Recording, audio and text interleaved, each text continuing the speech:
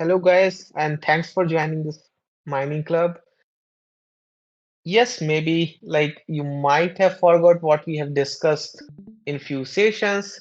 We will just cover few things and then we can get started. Okay.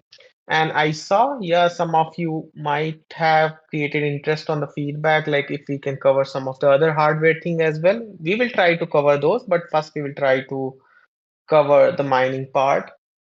So as we have discussed about the components and all those things, and maybe I will try to cover it in just 1 or 2 minutes, and then we will start our session mostly on the relation between the Bitcoin mining and the process of the electrification.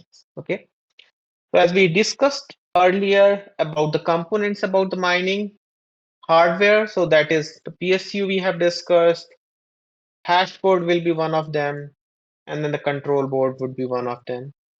We have also discussed what are the companies, major companies currently we have. So we have Ant Miner, we have Watts Miner, and we have Canon.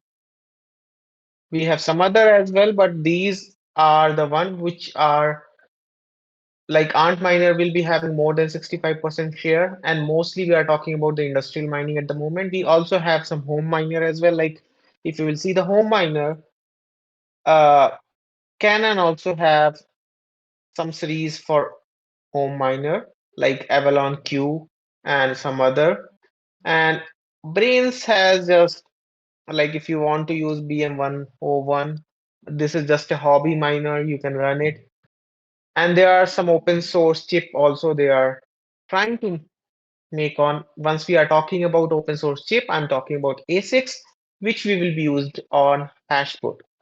So PSU will be combination of some of the microcontrollers and those things. Hashboard is the one which will be having the ASICs.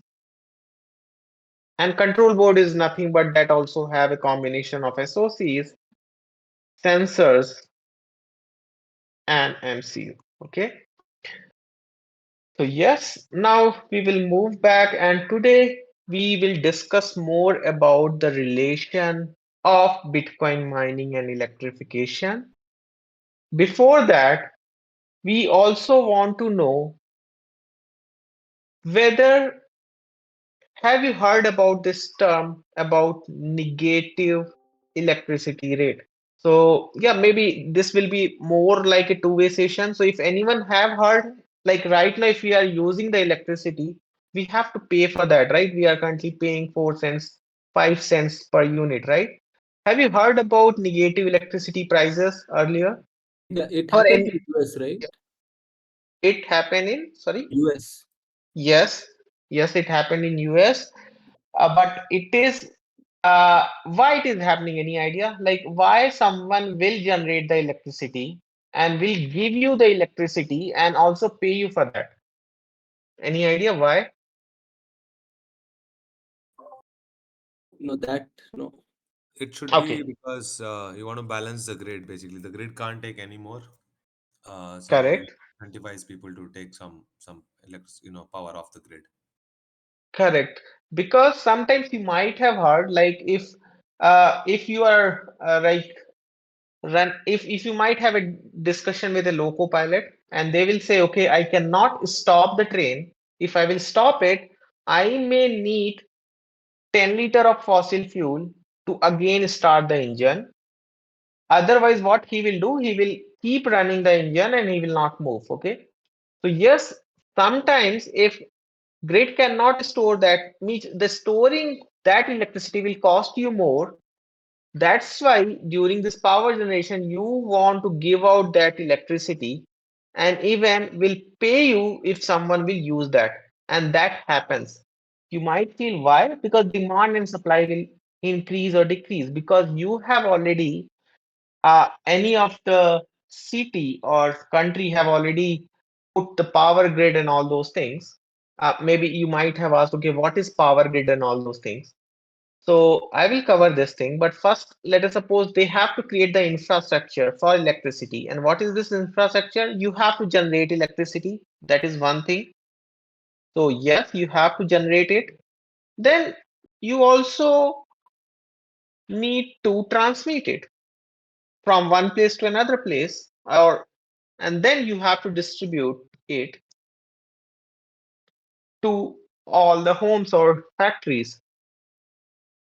So what happens, like, yes, you have given a scenario of US, but in Germany, Australia, this also happens. Why it is increasing nowadays? Because people are more moving towards renewable energy.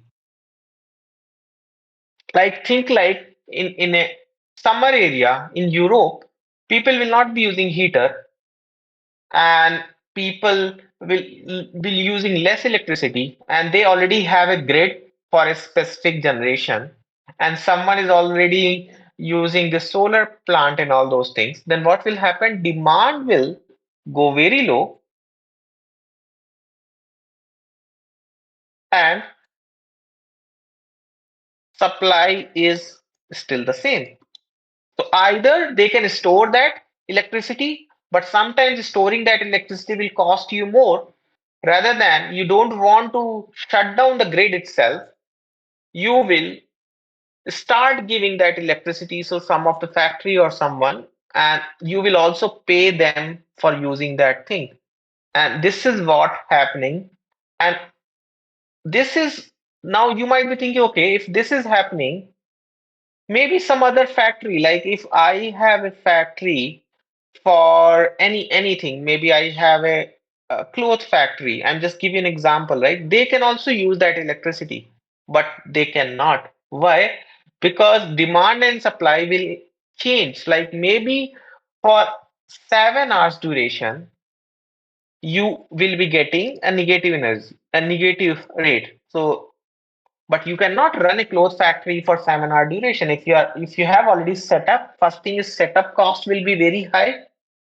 Second thing, if you are investing that much money, then definitely you want to run this is 24 cross 7. And this is not movable. Like, if I have set up a clothes factory in Gurgaon, it is very hard for me to move that whole factory from Gurgaon to Bangalore. But in a mining case, you can move in, like, you just turn it on. It will not take much time. You can do it in minutes. That is one thing. Second thing, if you want to move it, you can also move it. If you will ask me the real life scenarios, you might have seen like China has banned mining, and that time, like, so many miners were there from China, and now they have moved it. They have moved to Texas. They have moved to some other South America countries and some other like African region as well, right? So first thing is, in Bitcoin mining case, if there is a negative energy, it is little easier to utilize that as compared to any other big factory. That is the one thing. And even if you will ask me, what are some other countries? So Australia is one of them. Like, Australia has 25% of ours will be having negative pricing. What I'm trying to say is, like, in some season, 25% of the time, and this is recorded. I have to find the link so I can find it for you. Just 1 second. So means 25% of the time or hours, like, they have reported negative pricing, mostly on the South Africa. I should have. Okay, just 1 second.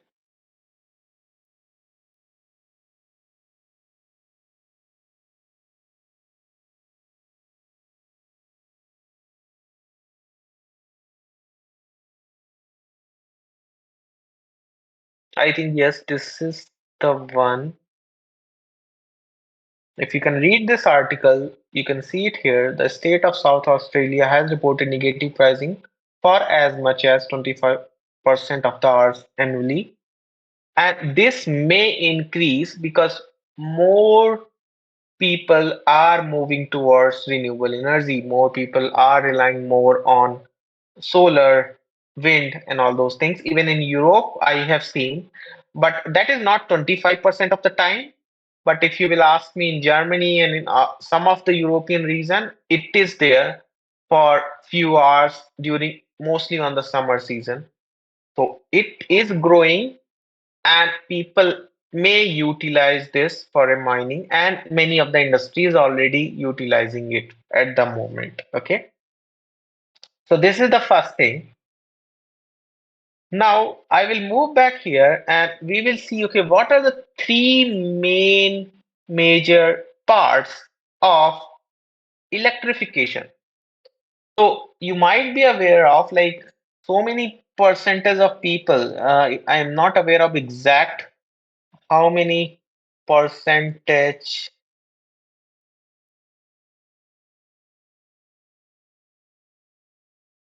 So it is around 16% of the Yeah, sorry population. to interrupt you. Sorry? I have Yeah? something to mention, but I mean Sure, that sure, please go ahead. mentioning about so far, Mm-hmm, because I think it's important to clarify, and it'll be mm-hmm. nice for people to know, because the thing that you mentioned about negative electricity price, right? Analogous to this, what happened a couple of years ago was when oil futures went into negative. It was Correct, yes, one yeah. day oil Mm-hmm, futures that went into negative. Most people think, mm-hmm. I don't know how many people registered that. I was very much in TradFi following this news. Our model started breaking, right? Because that's not a case we had thought about or covered. But oil futures, one day oil futures, it was that went into negative. It was not oil 30-day futures or 60-day or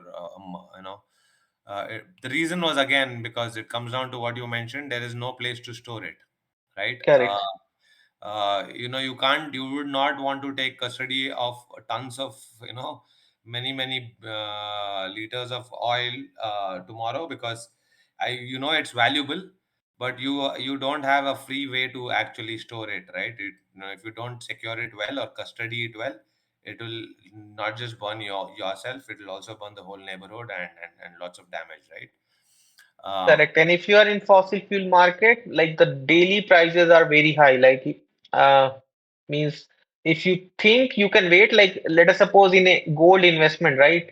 If you have invested in gold, you have a gold, and if the price is declining, you are storing it freely, right? You can wait for these things, but this fossil fuel and electricity case, yeah, that won't be possible. Correct. Yeah, in a lot of things, inventory storage cost is quite Correct. right, and that changes the dynamics. This is not. This is also what I wanted to tell Shivam. It's good you mentioned. This is not a problem you will see with gold or Bitcoin, Correct. because it's inventory. It's that's our role thing, right? Our it's self custodiable at zero cost. Correct. Gold not zero, debatable how much, whether it's zero or not, but Bitcoin truly is zero, right? Correct. And there was another thing that you mentioned, I think, which I just wanted to point out, which is about it's happening more often these days. The need for this load syncing is because we are relying more and more on the renewable energy, and it's happening more so because in case of renewable energy, the supply is fluctuating, right? Correct. And the reliance is kind of going against it, but that's just the nature of how renewable energy is going to be, right? It doesn't, you don't have it 24/7, and even within a given period, it no, the wind is not the same every day, the sunshine is not the same every day. Correct. And because most of the developed countries already have a grid setup, so they already have these things. And now, yes, like the consumption of electricity is also increasing, but people are moving more and more towards renewable energy.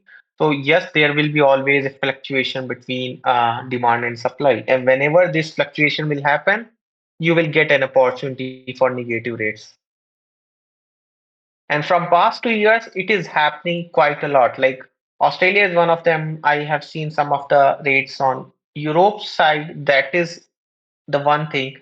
So people feel like I have seen like most of the people have this tendency. They feel okay, Bitcoin will always go towards developing countries. Like people have seen Ethiopia or maybe like most of the African countries because people see this.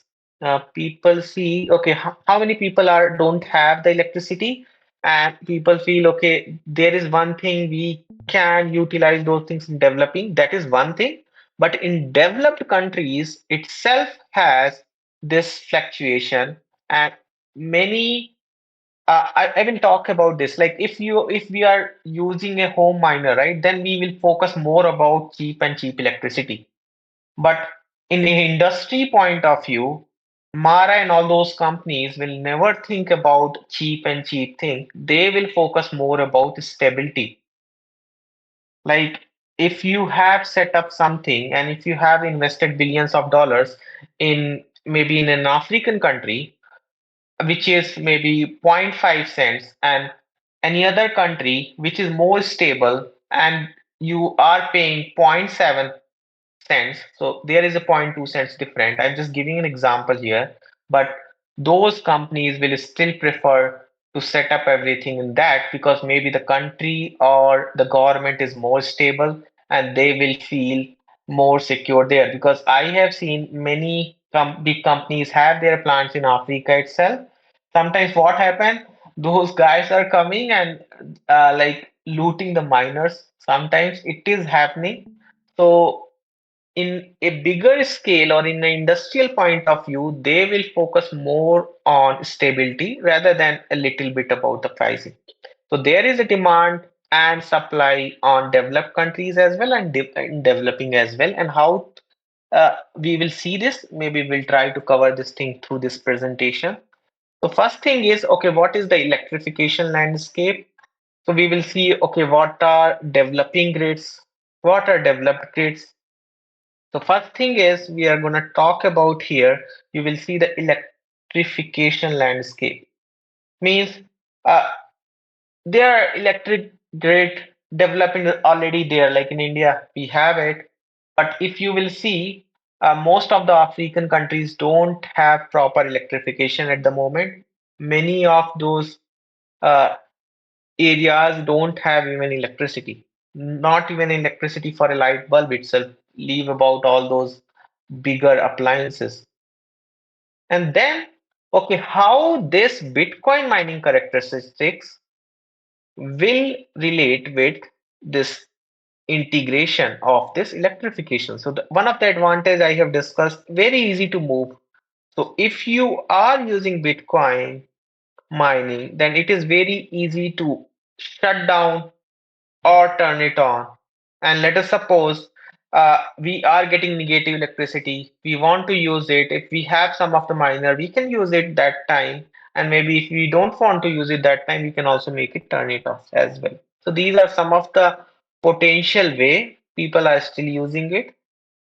Second thing is, okay, what is the future outlook? So yes, more and more companies are focusing on developing countries like, okay, so okay, first thing I want to cover why most of the African countries don't have any electricity. You might be thinking, okay, the prices are not that high. People may afford it, but the thing is, there is a huge setup cost.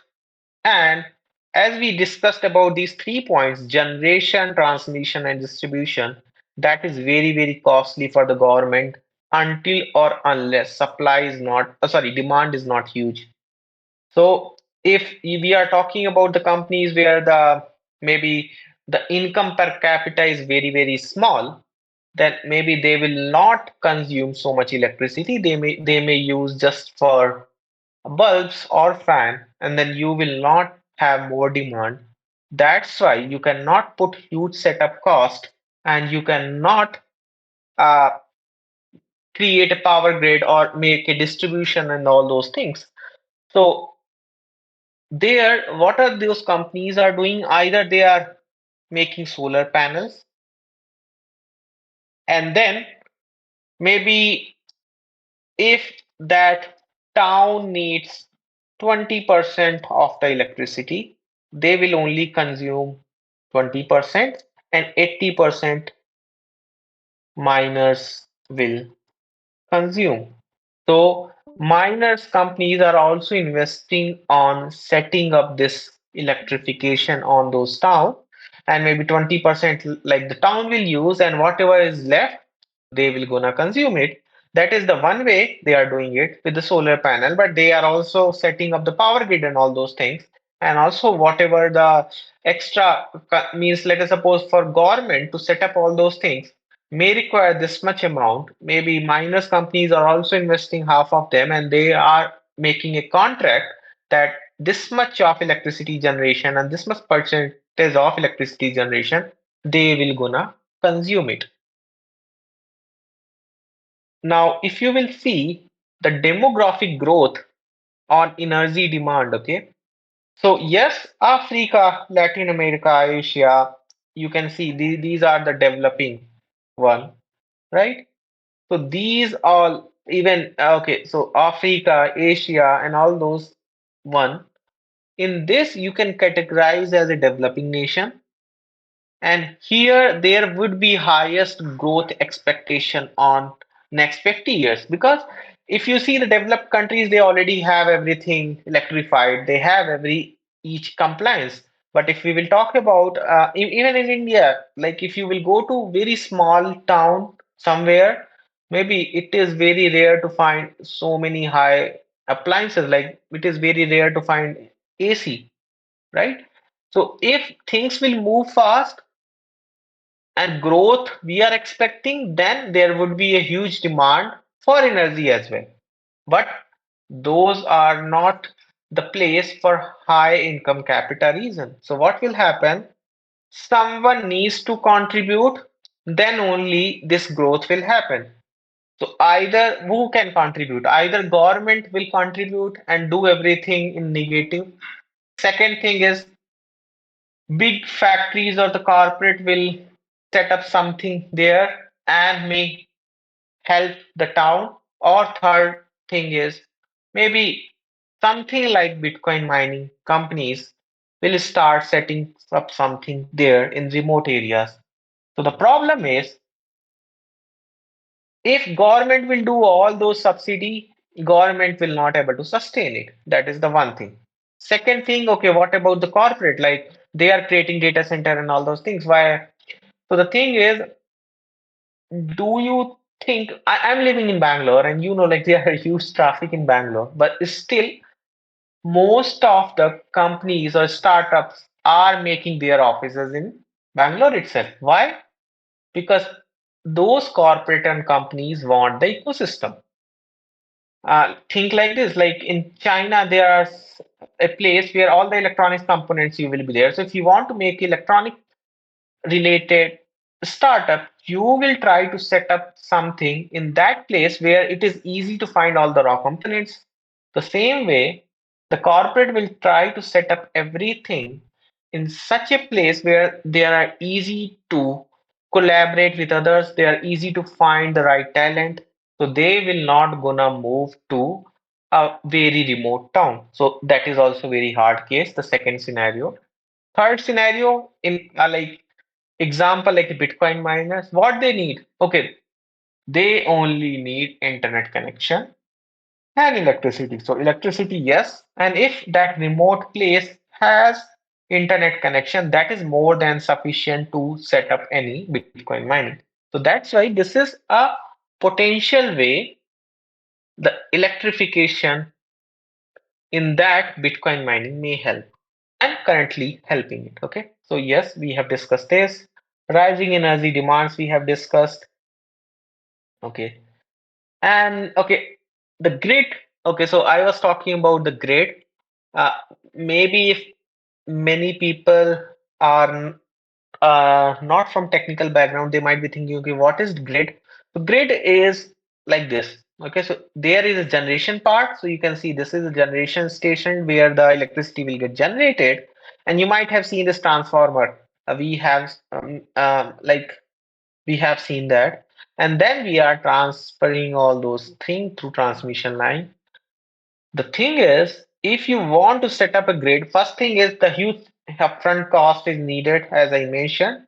And even if you want to develop it, even the generation, transmission, and distribution, it will take years to set up these things. Okay. So if you want to set up a power grid, it is capital extensive, yes, and it is also time taking process. So what companies are currently doing, companies or the Bitcoin mining companies, they are going to gridless model. So either the solar and whatever the coming, they are the electricity they are generating, they are consuming it in a real time scenario as well, and they are not transmitting it. So whatever you are generating in one town, you are not transmitting it to some other place. You are trying to consume each part of that in that town itself.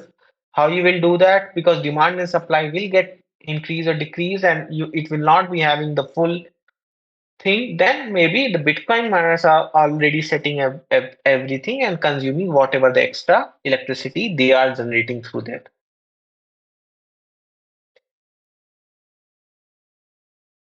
Developed grid issues. What are the issues we have? As I have discussed, renewable energy integration.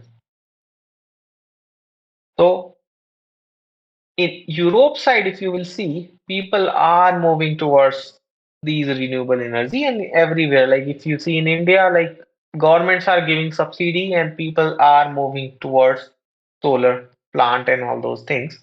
The same way, even in Europe, these things are happening, and this will imbalance these things because if you will rely on renewable energy, as Pinning mentioned, you will not be getting cloud days every day, or you will not be having sunny days every day, right? So the demand and supply will fluctuate a lot, and then you might need some kind of solution which will take care of this demand and supply. In Bitcoin mining characteristics, okay, first thing is we have a geographical flexibility, right? As I have mentioned, like China has banned the mining. What all the companies has done, they have just shifted it. They just need to shift the hardware, plug it again, need internet connection, the miner setup will start again. This will not even happen for any of those industry. If you will talk about any of the factory, anything which consume that much electricity, it is not very easy to move. Then also in Bitcoin mining, you might have heard people say this thing like Bitcoin mining have a life cycle of this 4 and 5 years because halving will happen and you don't know what difficulty will happen or change, and based on that maybe you need to change the hardware, maybe you need to change the all those things. So it is people try to invest the things for a shorter duration. So all the companies, even if you feel like in industrial level, they will take all those data, they will invest in a 4 or 5 year horizon. So whatever they are investing, they are planning they will able to collect more money in just 4 or 5 years of that duration, and then they will again invest and again do. So this is more not like a like 20 years horizon thing. They will focus more on the cycle by cycle cases.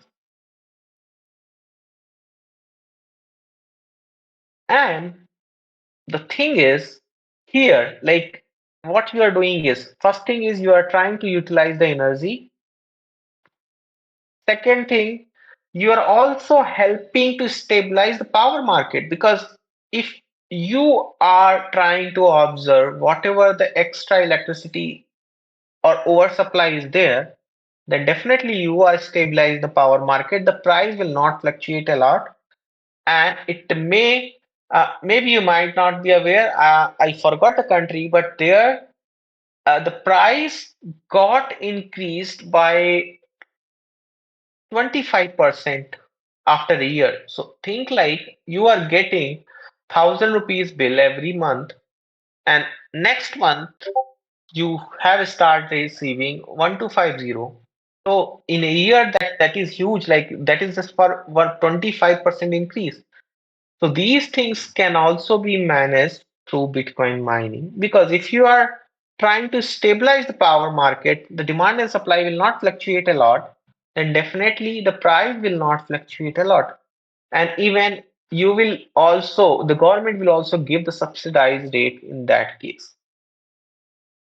So first thing is energy demand growth, as we have discussed, will keep increasing, maybe increase more on the developing nations as compared to developed countries, but the fluctuation will be there in the developed countries as countries are moving towards renewable energy. Then we have discussed about grid development challenges in developing nations, as most of the countries, why they don't have electricity, because they don't have that much consumption and initial costs are high. So grid development challenges are still there. In Tanzania, in many African countries, like as we have searched it and we found out, okay, this much pe population don't have access to the electricity. And if you will see how many of them are from Africa or African region, you will find 90% of them are from Africa. If okay, so you can see it here. They have mentioned about 85% of those without electricity lives.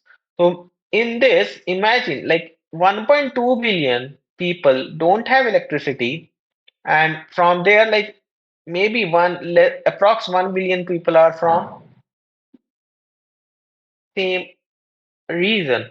Why? Because the per capita income would be very less, and maybe they cannot, and government cannot subsidize that much. So that is also one thing. It is happening. And now, if you will, there are so many documentaries available on YouTube if you want to see it. In that, many African countries, once the mining setup has been done, if you want, I can show you one video, you can check it later.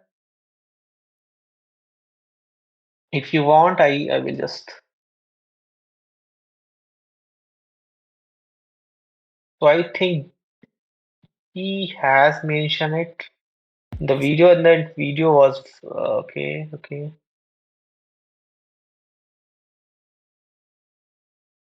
It was I would recommend everyone to watch it. I think or what I will do, I will find the video. I think this is the video, yes. Inside Africa's secret off grid Bitcoin mines. And if you will see it, you will see how this bit means yes. I will not support Mara and all those companies because maybe they are doing some shady things. But in this perspective, I still support those industries who are setting up this off grid in some of the remote regions, and people are able to, because of this, people are able to get the electricity, can use fans, can use bulbs and all those things. I would recommend everyone to watch this documentaries. That is a 16 minutes video. And okay, we will move back. We were discussing about okay, so yes, we were discussing about grid development challenges which we have covered, because now what will happen, generation, transmission, distribution, everything you are trying to do it in the same remote area, and whatever generation is happening, you are trying to consume it everything there. So there is no delay between the generation and the actual consumption, because why, if you will ask me, okay, why the price will go down? So there is a term we call it in a, so Yashok is there, that guy works on energy companies. He has a better idea on that thing. But if okay, so let us suppose we have generated this much, okay, and like we have generated that much today, and we are doing actual consumption. Once you are doing actual consumption, okay, so the difference between, or I would say the delay, so the delay between the generation and the actual consumption, call it start that energy. And because of this, the price will fluctuate a lot. So if there is a delay, you cannot store that much, the price will, and you have to pay. How long you are storing it, for that you are anyhow paying. that thing, and you cannot store unlimited energy, right? So these things will always fluctuate demand and supply. So that's why if you are using wind and solar, here is the challenge. Okay, so let us suppose if you are using solar panel or wind energy, the main cost is in the battery, because what you just try to do is you use solar and wind and you try to store it in a battery. If you will compare the cost, the battery cost will uh, go much higher. So if you are using everything in real time, so whatever you are producing and you are not storing much, you are trying to consume it, then the cost will decrease, and you are trying to equate the production and the demand here. So you are not creating a curve. If you are not creating a curve, the price will always be stagnant.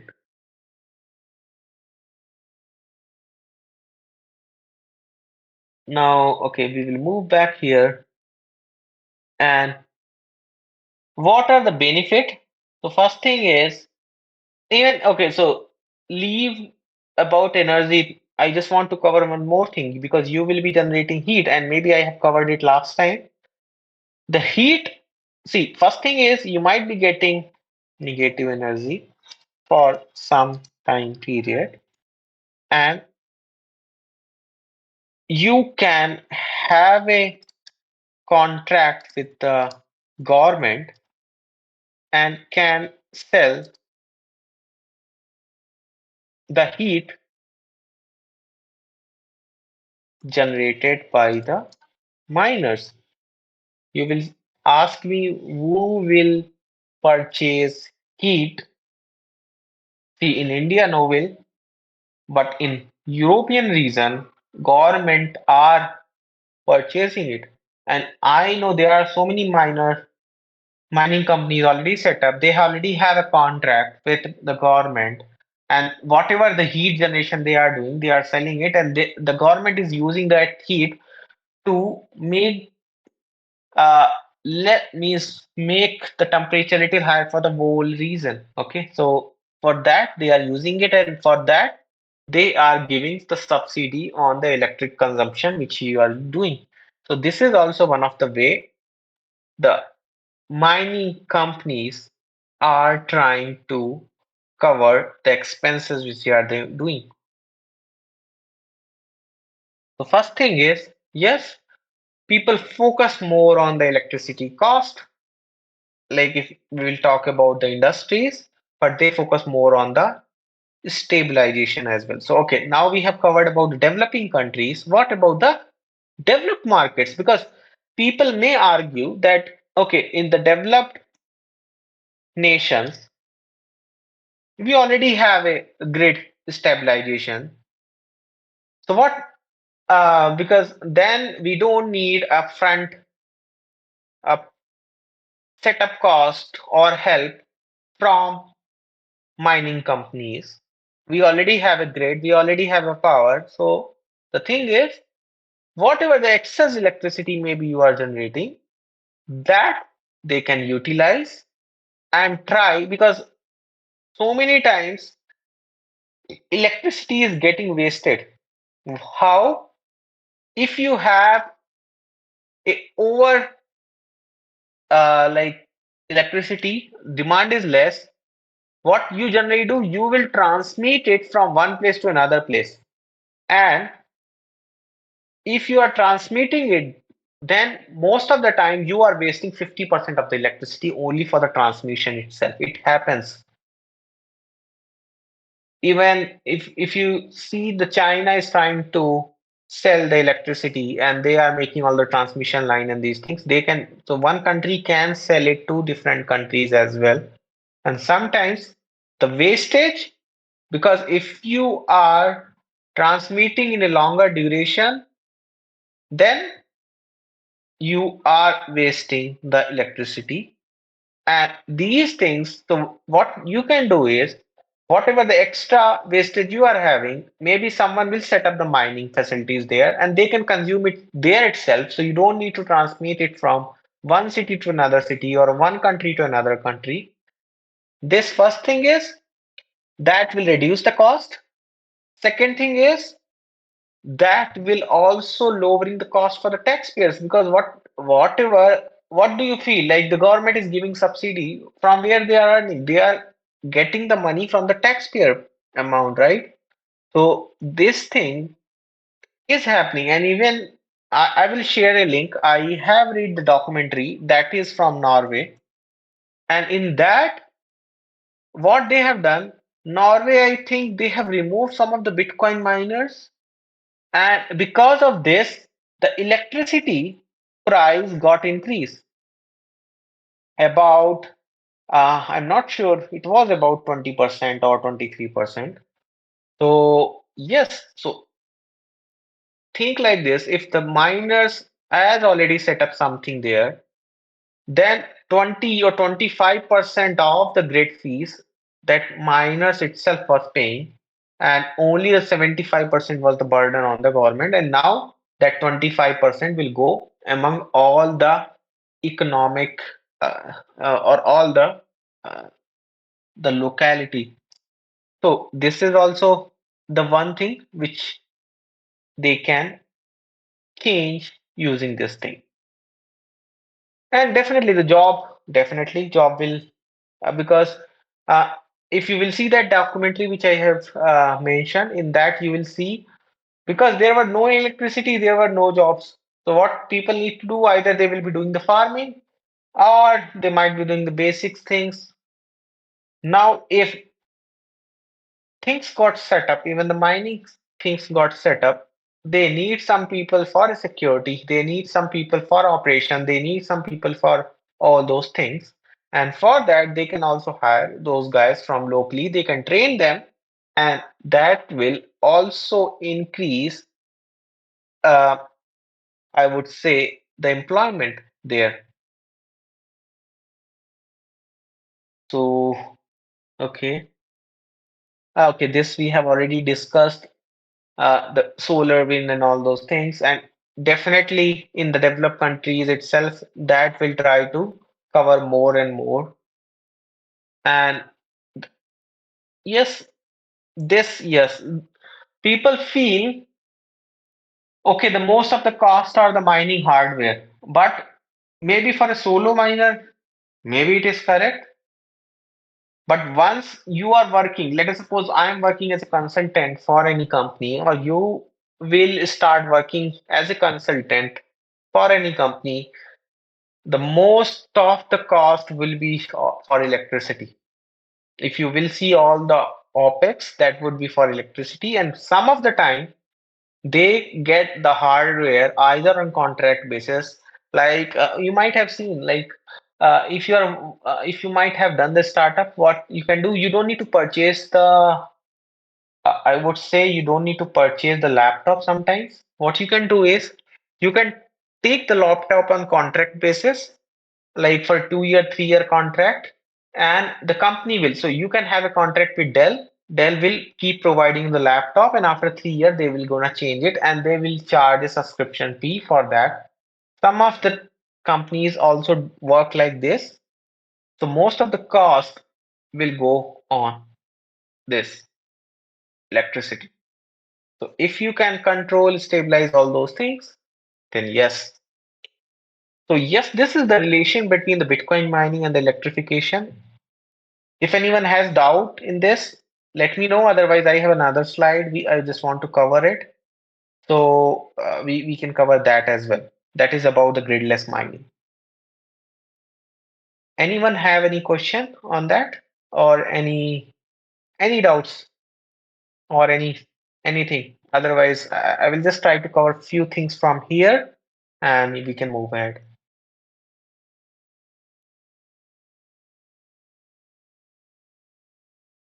Okay. So yeah, no doubts. Yeah, and just one thing I want to cover it. I'm not sure, but as a hardware wallet, I just want to cover this. So I just saw this video. I would suggest you can also. go through it. In that, maybe if you are using it, maybe you just need to. That's why I always suggest everyone, if you are using cold wallet, make sure you will try to use the company in which you are not sharing all those details. Maybe you should not share all those details and which should be there with them.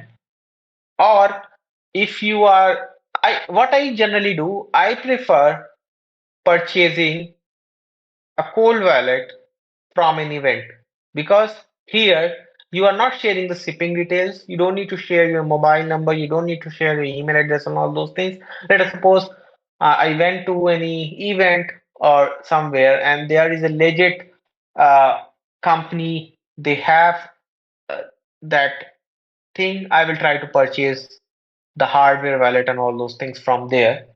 I always recommend people, first thing is you look for the company, because if you think like this, like if you have so much amount and you are not focusing more on the wallet, then I would say you are doing a disaster.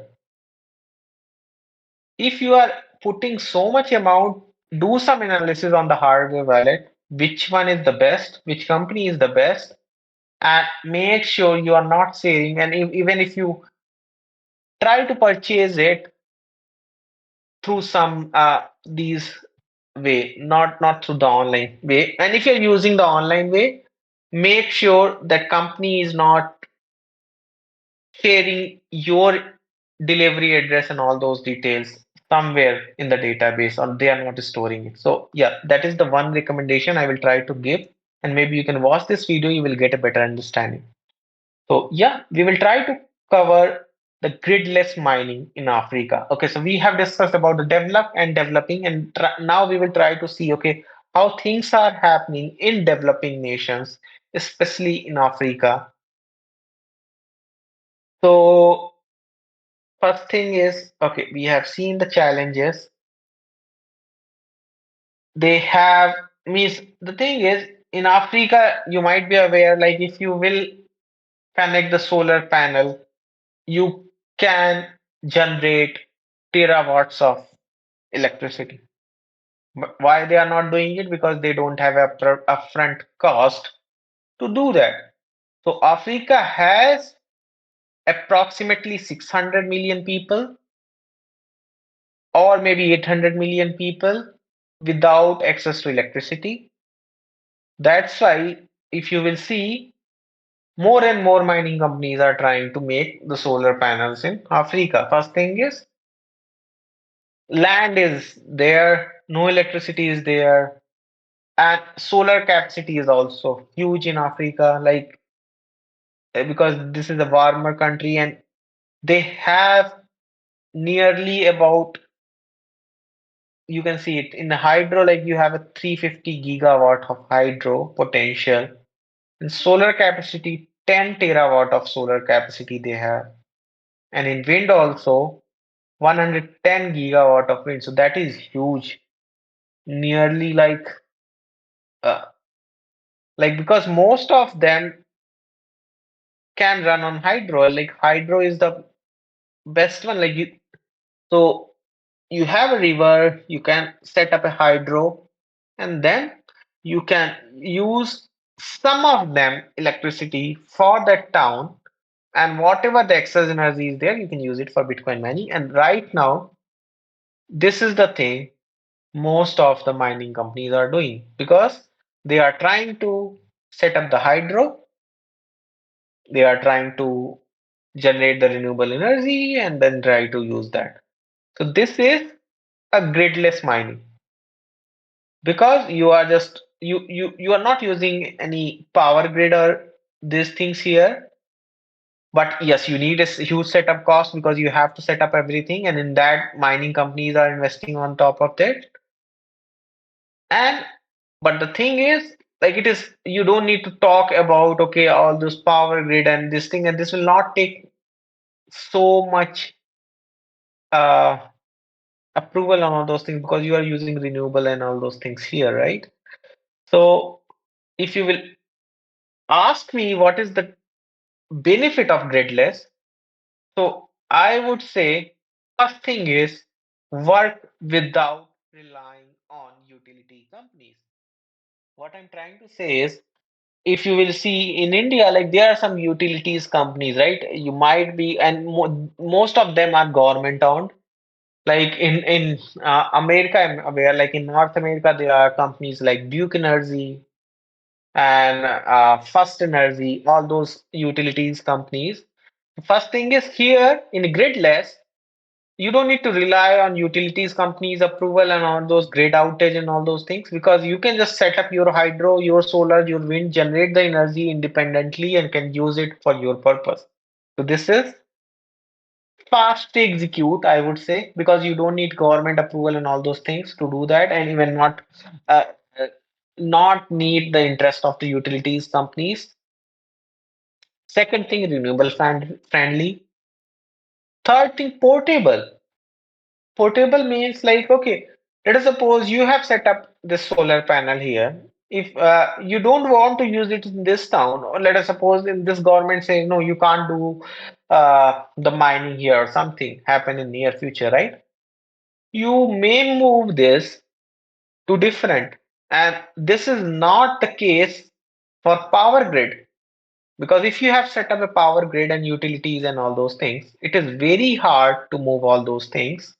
And in this case, it is portable and scalable. Scalable means, okay, now I have connected that much. If once I generate the revenue and profit, and now the consumption is also getting, because see, if people will get richer, the per capita income will increase. What will happen? People will start consuming more and more electricity, right?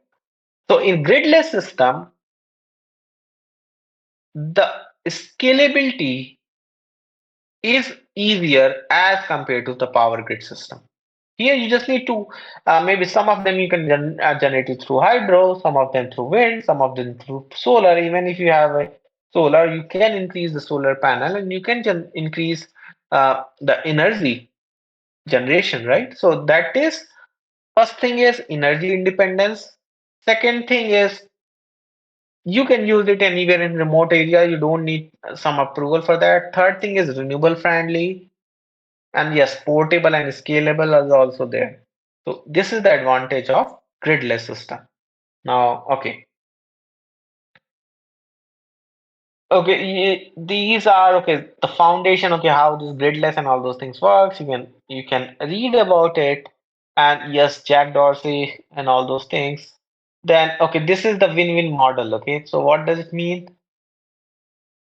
You are producing energy, communities are getting benefit of it because the price will be cheaper because you are also contributing on uh, consumption and also in the setup, and you are also getting the cheap mining power, lower electricity, and I could say cheap labor as well, because in most of the remote areas you will get manpower little cheaper. So this is the win-win business model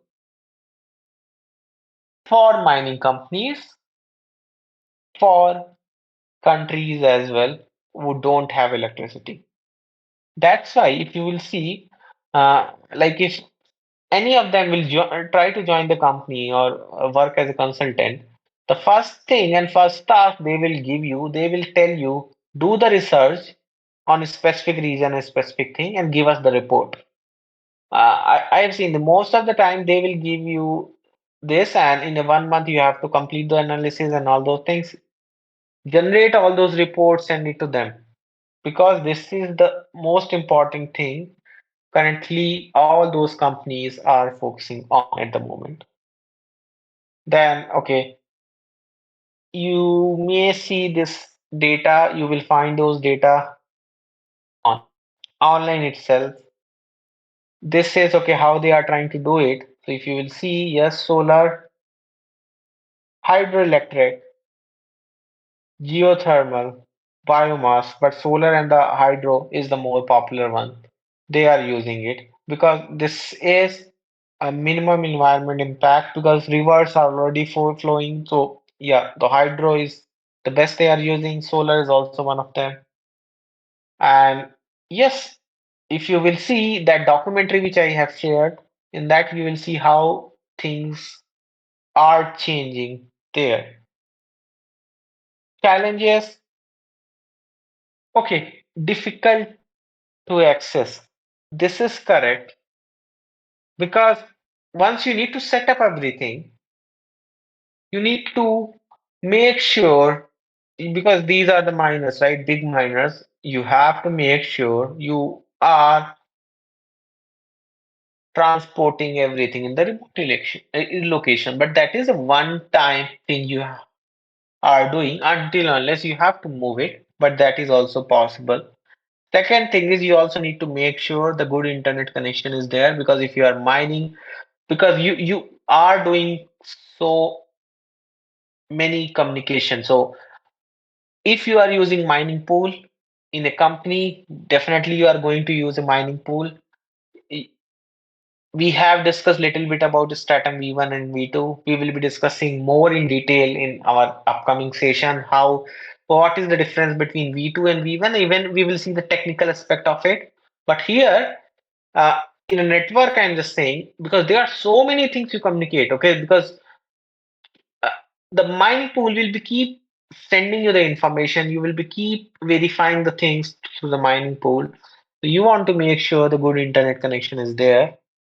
And then, yes, regulatory and customs. So this you also need to make sure. Otherwise, I can give you one of my example. I am working on some of the open source project as a hobby. I just purchased one device from China. That is not a full-fledged device. I just purchased a chip, I would say. And if I cannot tell you the exact cost, but I will give you an idea. So let us suppose the cost was $1,000. Anyone can guess how much was the custom duty for that. Is not a full-fledged product. That was just a raw material. You can say as a raw material. I can say. And the custom plus taxes was 120%. Means around, if the price was $1,000, means if I'm saying price means I am saying the invoice value. So it may happen because yes, the custom duty charges depends on chips, depends on okay, what are uh, the metals or material you are trying to uh, purchase or import, right? But think like this, 120%, I cannot purchase more. So I have purchased it one for my R&D. But initially I thought I will purchase more, but now I have changed my mind. So this thing, regulatory and custom, so that's why you might be thinking, okay, why there are not so many companies in India? I would say because if we want to purchase some of the raw material, the cost will increase a lot, and we have to find a way we can able to do it here in India because there are so many good engineers in India.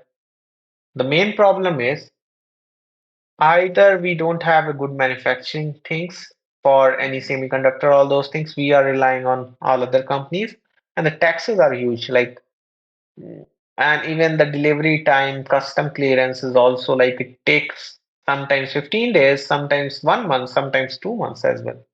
So yes, this is also a challenge for every country, I would say. So this is also one of the challenge.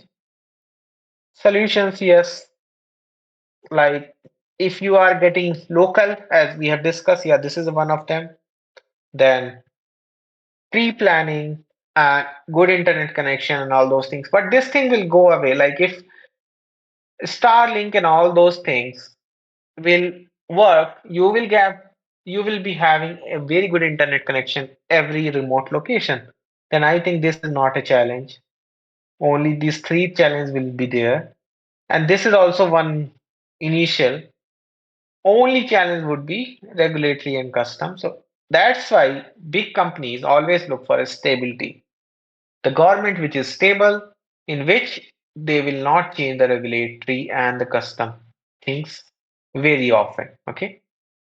So yeah, okay, maybe we have covered this much till here. We will try to cover more in the next session.